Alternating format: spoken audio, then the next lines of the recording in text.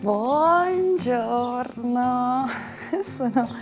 sto per partire tardi, oggi tardi, perché come vi raccontavo ieri, questo è un viaggio davvero lento, è un viaggio dove voglio anche trascorrere del tempo con le persone a cui voglio bene, che non vedevo da tantissimo. Mio zio, ad esempio, questa mattina qua c'è il suo cane che dorme in officina vicino alla mia moto. L'altro giorno il cane ha fatto la guardia per ore alla moto. Questa mattina ci siamo bevuti 3 caffè con lo zio, abbiamo pranzato insieme, poi ho fatto anche del lavoro al computer e alle 3 mi alzate, sto per partire. L'idea è di arrivare a Maratea. Maratea ci sono stata da piccolissima, non ricordo nulla, è una delle coste più belle della Basilicata. Se ci arriverò o cambierò idea nel frattempo, sarà tutto da vedere. Per cui ci vediamo fra un po'. Sosta alla fontana pubblica, dove vi consiglio di prendere dell'acqua qui a Rapolla, e poi vediamo dove la strada mi porterà oggi.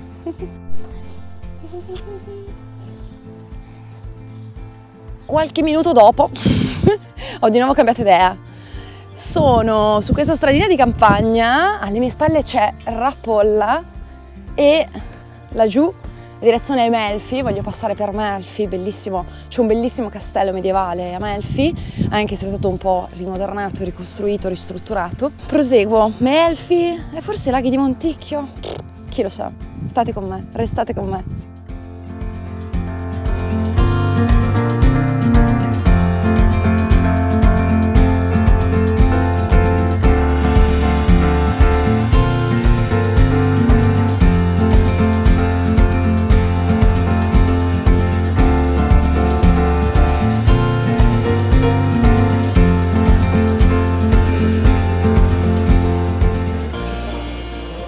Sono al Museo Archeologico Nazionale di Melfi, che ha visto avvicendarsi papi e imperatori.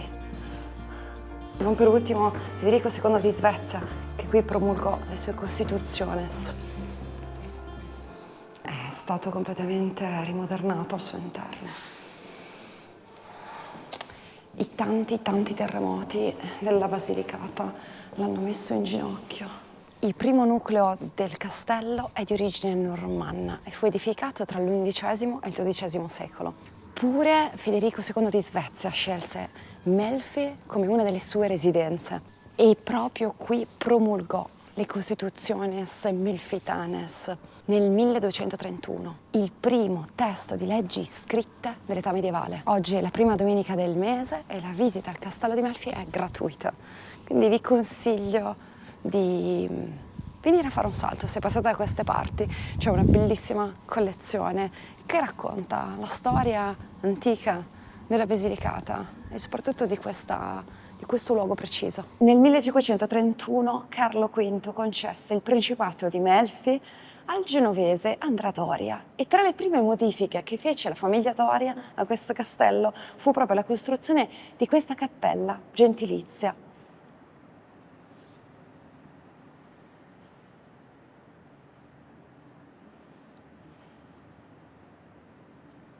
Chissà come doveva essere stata in passato.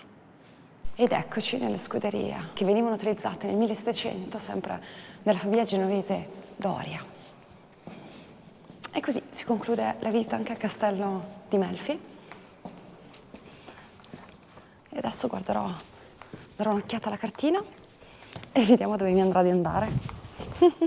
Non manca tanto tempo, sono già le 6.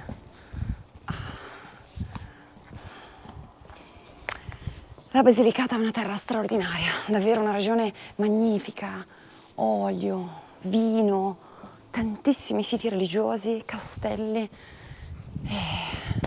parchi nazionali, riserve naturali meravigliose. Federico II ampliò il castello costruendo 2 torri e tra le 2 torri c'erano delle segrete, molto probabilmente utilizzate come sala delle esecuzioni, come lo dimostrano i ceppi di ferro e le ossa rinvenute. Ecco la mia moto, che una signora molto gentile mi ha detto di poter parcheggiare davanti a casa sua e che l'avrebbe tenuto d'occhio. Signora, Grazie mille, è stata una bellissima visita. Assolutamente. Lo so, io mancavo dalla Basilicata da 10 anni. Allora è cambiata in tante cose. Sì, quest'anno sono tornata. Positive che negative. Cioè, io sono arrivata dal Friuli con la moto e in questi giorni ho fatto un po' di giri, ho visto delle Dolomiti Lucane, Pietra Pertosa. Sì. No, il volo dell'angelo no, la prossima volta. Sì, grazie mille, arrivederci.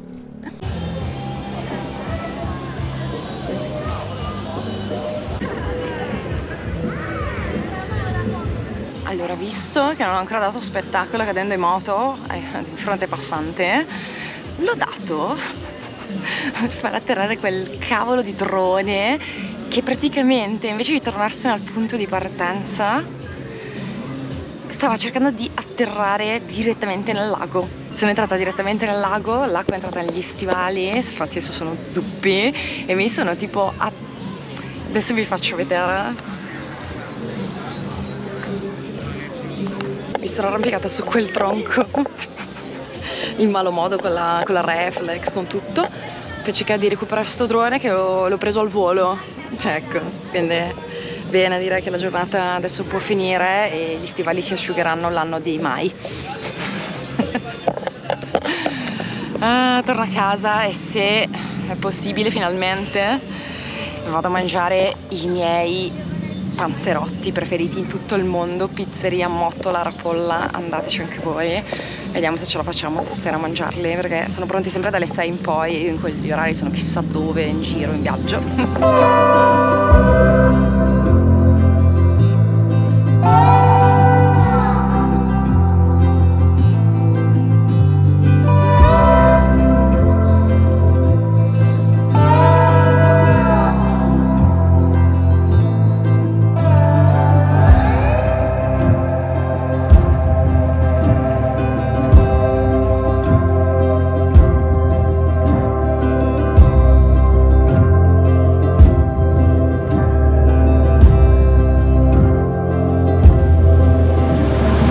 Avete presente quelle giornate che iniziano storte?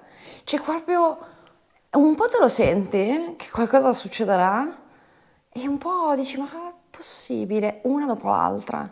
Cioè allora, questa giornata già è iniziata, vado, non vado, vado a una tea, non vado, alla fine non sono andata.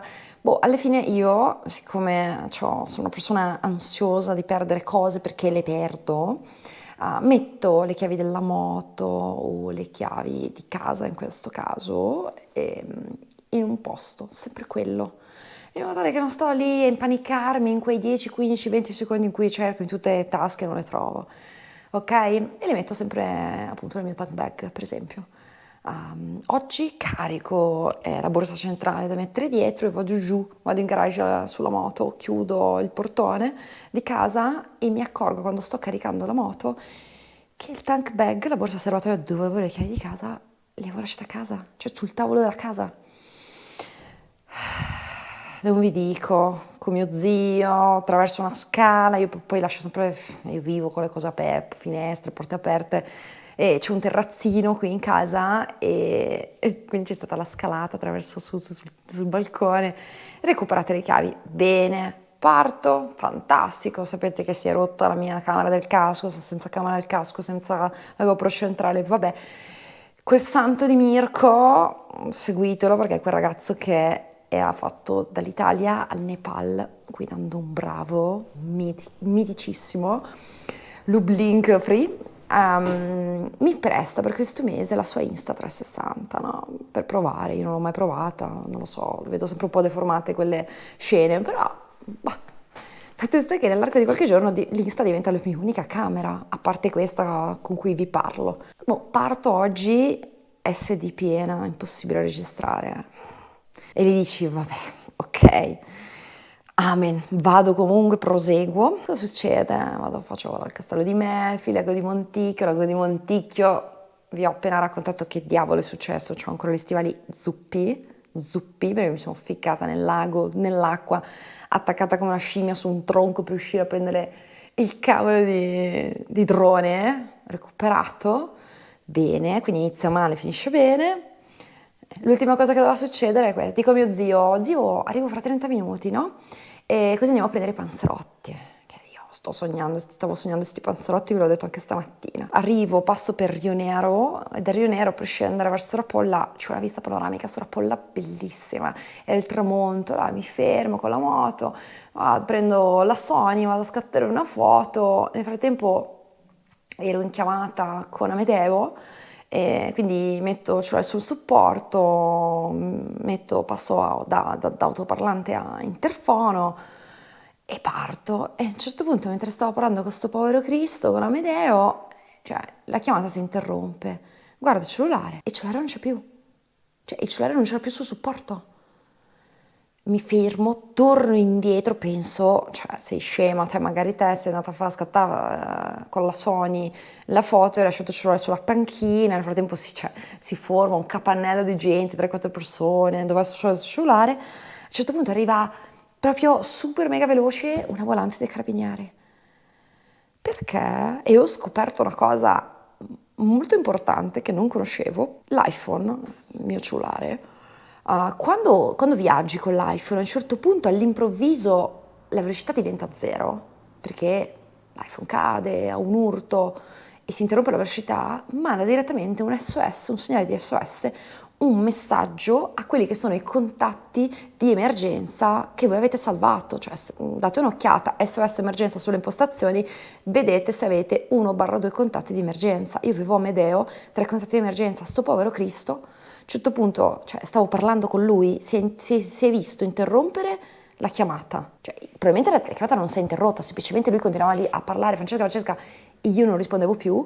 Gli arriva il messaggio incidente, SOS incidente, la posizione di Francesca è questa, lui vede la vita passare davanti e quindi ha allertato i carabinieri e la volante è arrivata da me.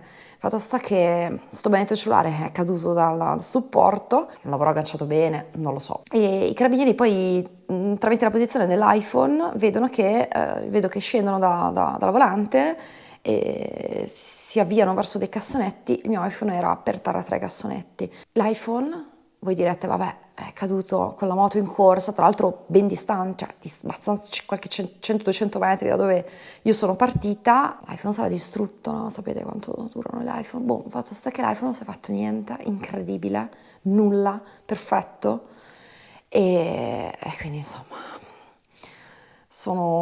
invece di arrivare dopo 30 minuti, mio zio infatti mi ha detto che, sebbene io non sia sua figlia ma sua nipote, mi ha detto che adesso ha capito, quando lui col CBR 900 partiva con la moto e chissà quando tornava ha capito come può sentirsi una madre, l'ansia, no? Di non sapere se sia successo qualcosa o niente, se arriverà mai, no? Il figlio o la figlia. Per cui insomma tutto bene, può succedere anche questo. E adesso io vado a dormire perché è meglio che questa giornata finisca qua. Ed è la mia ultima notte in Basilicata. Domani voglio vedere davanti a me, corrermi a fianco, il mare blu.